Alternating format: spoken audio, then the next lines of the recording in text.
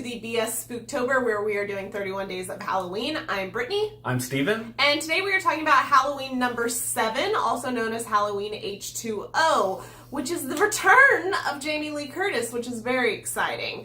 Now, we have both seen this movie previously. I think it was the only Halloween movie I had seen previous to doing this whole series that we're doing right now, so it was an interesting one to start with and then go back to. Which, if you have never heard of H2O, it's, I think the 20th anniversary is when they did this. And so that's why it's called H2O, like H20. And, not water. Yeah, because it's a really dumb name. But it follows Jamie Lee Curtis's character. We finally get to follow up with her after 6 films, or I guess it's only 4 films without her. We finally get to see her again, and she has a son now, and Michael Myers is back. And that's pretty much all you have to know going into this movie. And I think it turned out well. I quite liked it. I think it was pretty good. But let's get into details.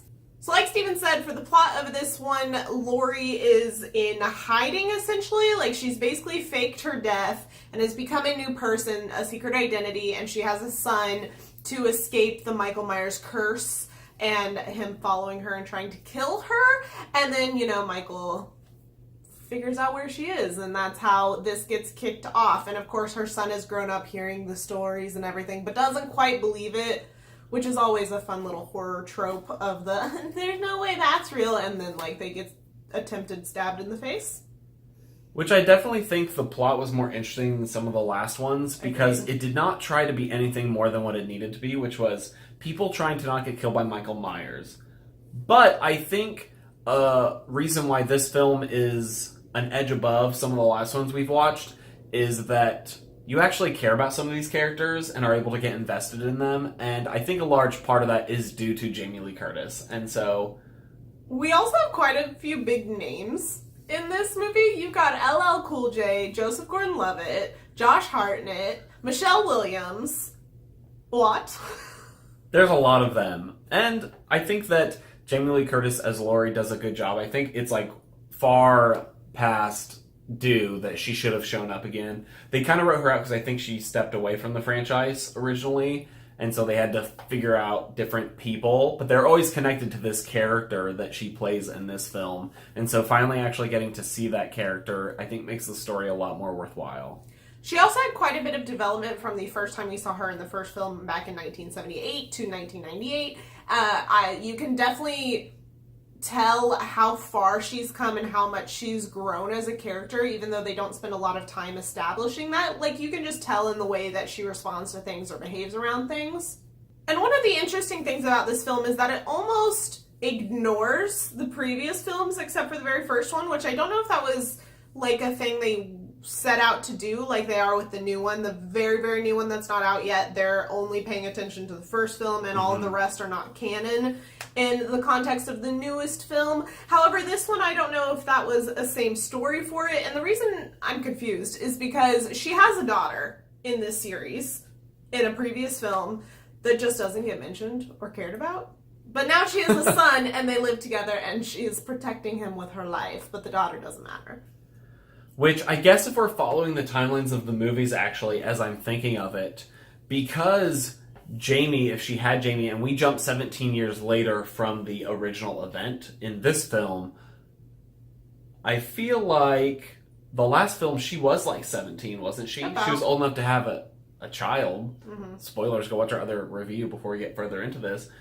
So this must be picking up right after, if you were going to consider it which it is only 3 canon. years after number 6 for this one, so maybe they're continuing that timeline. I don't know. But we have her son, we have Josh Hartnett, who has terrible hair in this movie, which tends to be a Josh Hartnett problem of the 90s/early 2000s, and it's distracting. He always played the goobery student, and he always had the terrible hair to match. He has that in The Faculty is another one where he has awful hair. Enjoyable movie, though. So, John which is Josh Hartnett's character. He, like I said earlier, doesn't really believe his mom's stories. Like, he knows he has a killer in the family, but he doesn't really believe that it's, like, a threat in any way, shape, or form. And, you know, of course, he has the pretty blonde girlfriend and drama with that. And he's an interesting character, but I feel like we didn't get very much development with his character. It's a little deeper than some of the side characters, but it's nothing too complex. I think another big part of these movies is the cannon fodder. Like, you need good side characters so you can slaughter them all and enjoy it. And I think this is actually one of those strengths that comes in as these films move closer to the 2000s, and as, like, I feel like films continue to get a little bit more interesting. Because I feel like that was kind of an era of that time, is you have all the different people with their own little quirks in there. It feels almost like Buffy-esque, and each side character has their own little quirks, but they were fun. Like we said, LL Cool J's in this film, and he's kind of a fun character. And we also have Jamie Lee Curtis's, like, boyfriend. Ah, yes, the prince. Well, no, because she's headmistress. I don't know what he was. Yeah, he was a person. And power? And he was in this, and he was good, and I felt like there was a bunch of other people, you know, John's friends and everything. You know what's interesting about this film is it totally follows the horror film archetypes that is parodied in Cabin in the Woods. I just realized. Because you have the virgin character, the jock character-ish, the stoner, which the dude who played the stoner-esque one is very similar to the dude in Cabin in the Woods. So much. One time, I just, like, thought we were watching Cabin in the Woods because the guy was so similar. Like, in some of the scenes, he's like, oh, dude. And then you have, like, the preppy, goofy, bubbly chick. It totally follows all of those. Anyways. But I think that all of those side characters are fun to watch. I think that sometimes in the Halloween franchise, the side characters are so, like, dull or boring that you're just like, I do not care about this person.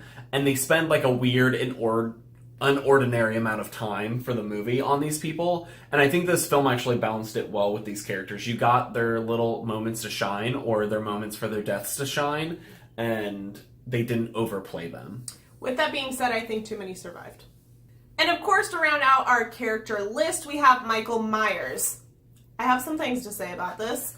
He's very different in this film. He carries himself differently, and part of the problem with this is, who's the person who plays Donald Pleasance? What is not the actor anymore because he passed away, correct? Mm-hmm. So it is a different actor. They're much less physically imposing because they don't have the physical presence that the original actor did, and it just didn't translate quite well for me personally. I always felt like Michael Myers came across in the previous films very controlled and very, like, I'm gonna get you. Eventually, besides the occasional, oh. And number 6 was, I think, a very good example of that in a lot of ways.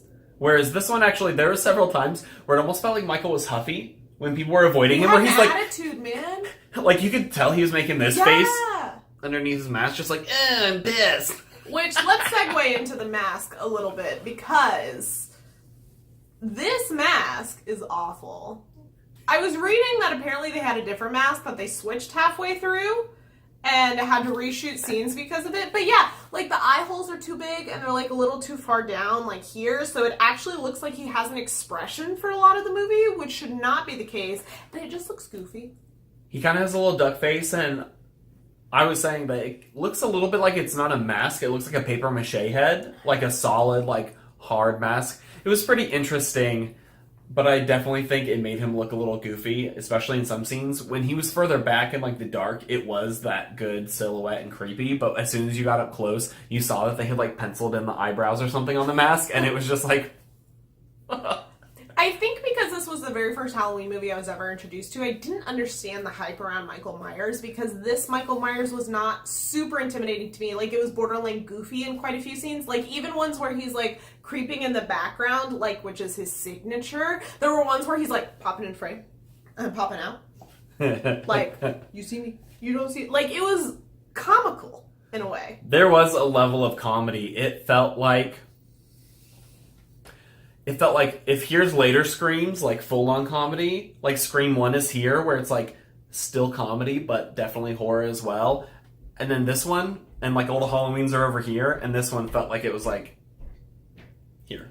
So I think that going back to watching the first one when we first started this series, like, I loved Michael Myers. I loved the presence. I loved the character. And I was like, wow, I wonder why this didn't resonate with me the first time we watched a Halloween movie. And this movie is why.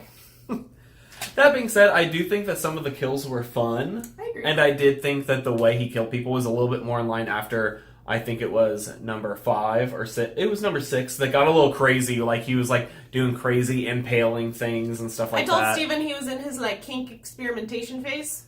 And then he kind of settled on a couple for this movie. And that's very true. He has a more consistent kill style, which I appreciate because I think it's weird when he's, like, being overly creative because I don't think that's in line with his character. I mean, it is sometimes, but not to the level that it was in some of the later movies. Like the first one, he's got some significant creativity that I loved, but it was like a couple key punch moments, not every single moment. And I did like his relationship with Lori. Yes. Is her name? Yeah, I did feel like they played on that some, and I enjoyed that aspect.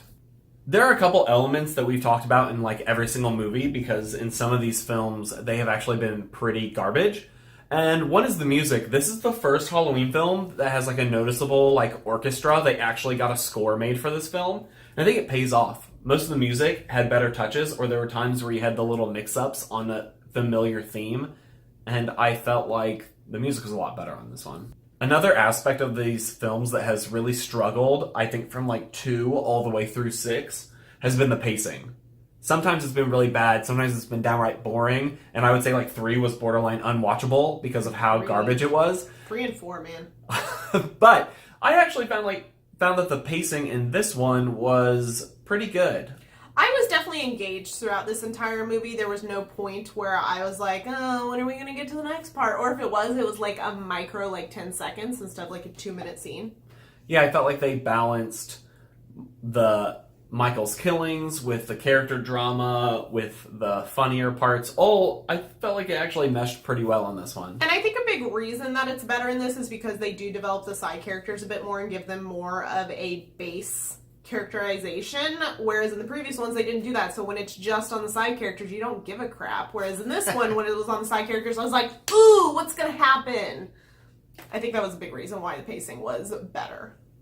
Overall, I think this is one of the better Halloween films. To find out how exactly we rank it with all the rest, you're going to have to stay tuned until after the new one comes out. We do our full ranking video. But I do think it's up there in the top half, I would say, as of right now before we continue our watch. We have not watched the rest as of yet. But overall, this was an enjoyable film. I definitely recommend it if you're having like a casual horror night watch. If you would want to watch like a really good horror movie, I'd prefer the first one. But I still think this one's not a waste of time, and it's actually quite enjoyable. Yeah, especially as I'll say early 2000s, even though it's 98. As an early 2000s horror movie, it holds up kind of in that genre and is a lot of fun to watch. But as always, we are very interested to know what you guys have thought about these films, and let us know if you've been watching these films along with us, which hopefully you have, because it'd be kind of fun as we go through these. Let us know in the comments what you thought of this one and how you compare it to the others. And leave a like on this video if you enjoyed it. We put a lot of work into these, and we are really enjoying going through this series, and we want to know if you guys are enjoying it as well. And hit that subscribe button. We have a lot more videos coming your way this October with our 31 days of Halloween, and we're excited for it. But if you want to see some more of those right now, you guys can click right over there, and we will see you next time.